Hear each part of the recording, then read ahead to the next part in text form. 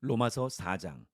그러면 우리가 육신에 따라 우리의 조상이 된 아브라함이 무엇을 얻었다고 말할 수 있겠습니까? 만일 아브라함이 행위로 의롭다는 인정을 받았다면 자랑할 것이 있겠지만 하나님 앞에서는 없습니다. 성경은 무엇이라고 말합니까? 아브라함이 하나님을 믿으니 이것이 그에게 의로 여겨졌다라고 합니다. 일하는 자에게는 품삯이 은혜로 여겨지지 않고 정당한 대가로 여겨지나 일하지 않고도 경건치 않은 사람을 의롭다고 인정하시는 분을 믿는 사람에게는 그의 믿음이 의로 여겨집니다. 행위와 상관없이 하나님께 의롭다고 인정받는 사람의 복에 대해 다윗도 이렇게 말합니다. 주께서 불법을 용서하시고 죄를 덮어주시는 사람은 복이 있고 주께서 그 죄를 인정치 않으실 사람은 복이 있다. 그러면 이 복은 할례받은 사람에게만 내리는 것입니까? 아니면 할례받지 않은 사람에게도 내리는 것입니까? 우리가 말하기를 아브라함이 하나님을 믿으니 이것이 그에게 의로 여겨졌다라고 했습니다. 그러면 이것이 어떻게 의로 여겨졌습니까? 그가 할례를 받은 때입니까? 아니면 할례를 받지 않은 때입니까? 할례를 받은 때가 아니라 할례를 받지 않은 때입니다. 그가 할례의 표식을 받은 것은 할례를 받지 않은 때에 얻은 믿음의 의를 확증하는 것이었습니다. 이는 아브라함이 할례받지 않은 사람으로서 믿는 모든 사람들의 조상이 돼 그들도 의롭다는 인정을 받게 하려는 것이었습니다. 그는 또한 할례받은 사람의 조상이 됐습니다. 곧 할례를 받았을 뿐 아니라 우리 조상 아브라함이 할례를 받지 않은 때에 가졌던 믿음의 발자취를 따르는 사람들의 조상이 됐습니다. 아브라함이나 그의 후손에게 세상의 상속자가 되리라고 하신 약속은 율법으로 인해 된 것이 아니라 오직 믿음의 의로 인해 된 것입니다. 만일 율법을 따라 사는 사람들이 상속자가 된다면 믿음은 무효가 되고 약속은 파기됐을 것입니다. 왜냐하면 율법은 진노를 부르기 때문입니다. 율법이 없는 곳에는 범법함도 없습니다. 그러므로 약속은 믿음으로 말미암습니다. 이는 아브라함의 모든 후손, 곧 율법을 따라 사는 사람뿐 아니라 아브라함의 믿음을 따라 사는 사람들에게도 은혜로 이 약속을 보장해 주시기 위한 것입니다. 아브라함은 우리 모두의 조상입니다. 기록되기를 내가 너를 많은 민족의 조상으로 세웠다라고 한 것과 같습니다. 아브라함은 그가 믿은 하나님, 곧 죽은 사람을 살리시며 없는 것을 있는 것 같이 부르시는 하나님 앞에서 우리의 조상이 됐습니다. 아브라함은 소망이 없는 가운데서도 소망을 갖고 믿었습니다. 이는 내 후손이 이와 같을 것이다라고 하신 말씀대로 많은 민족의 조상이 되게 하기 위한 것이었습니다. 아브라함은 100세나 돼 이미 자기 몸이 죽은 것 같고 사라의 태가 죽은 것 같음을 알고도 믿음이 약해지지 않았습니다.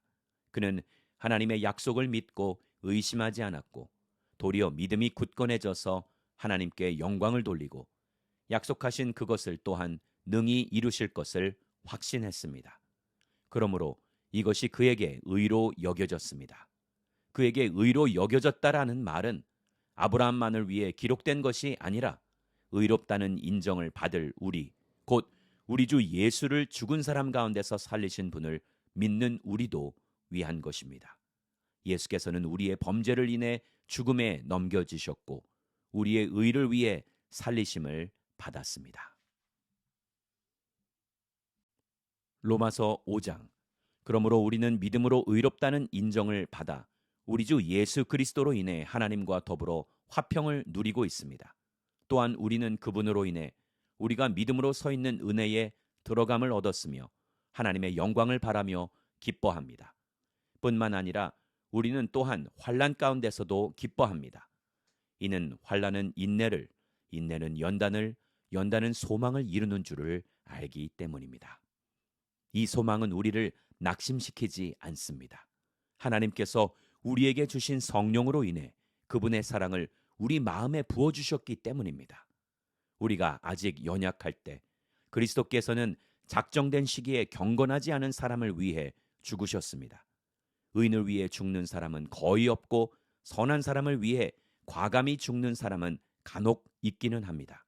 그러나 우리가 아직 죄인이었을 때 그리스도께서 우리를 위해 죽으심으로 하나님께서는 우리에 대한 그분의 사랑을 나타내셨습니다. 그러므로 이제 우리가 그리스도의 피로써 의롭다는 인정을 받았으니 그리스도로 인해 하나님의 진노에서 확실히 구원받을 것입니다.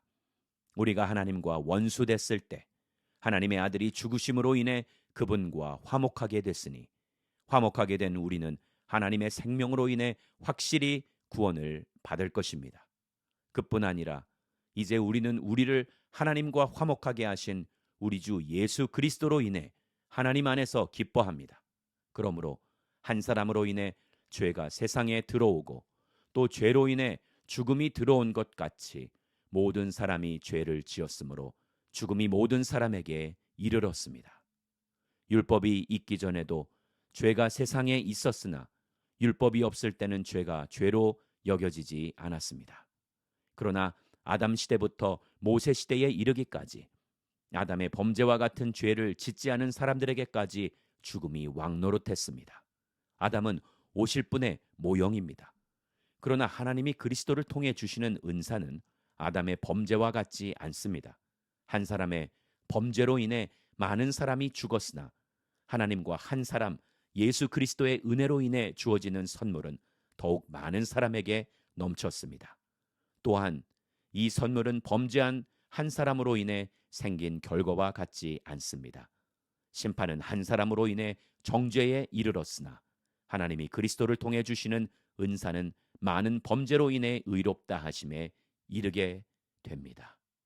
아담 한 사람의 범죄로 인해 죽음이 바로 그 한 사람을 통해서 왕노릇했다면 은혜와 의의 선물을 넘치도록 받는 사람들은 한 분 예수 그리스도로 인해 생명 안에서 왕노릇할 것입니다.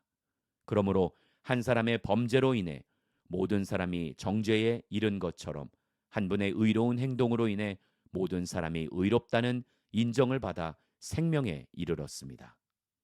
한 사람의 불순종으로 인해 많은 사람이 죄인이 된 것처럼 한 분의 순종으로 인해 많은 사람이 의인이 될 것입니다. 율법은 범죄를 더하게 하려고 들어왔습니다. 그러나 죄가 더한 곳에 은혜가 더욱 넘쳤습니다. 이것은 죄가 죽음 안에서 왕노릇한 것처럼 은혜도 의로 인해 왕노릇해 예수 그리스도 우리 주로 인해 영생에 이르게 하려는 것입니다.